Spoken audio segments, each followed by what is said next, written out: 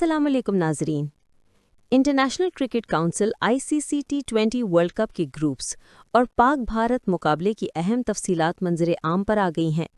ताहम आलमी इवेंट का बाज़ाब्ता शेड्यूल 25 नवंबर को जारी किया जाएगा, लेकिन मीडिया रिपोर्ट्स के मुताबिक इस बार 20 टीमों को 4 ग्रुप्स में तकसीम किया जाएगा।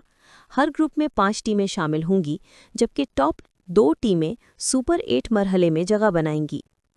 नाजरीन, सबसे बड़ी खबर यह है कि पाकिस्तान और भारत एक ही ग्रुप में शामिल होंगे और दोनों रिवायती हरीफों के दरमियान बड़ा टाकरा 15 फरवरी को कोलंबो में शेड्यूल किए जाने का इम्कान है।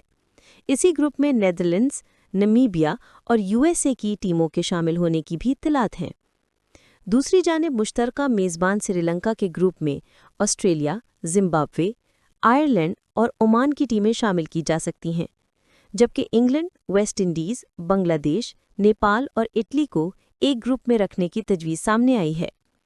इसी तरह जनूबी अफ्रीका, न्यूजीलैंड, अफ़गानिस्तान, UAE और कनाडा के एक साथ होने के इम्कानात हैं।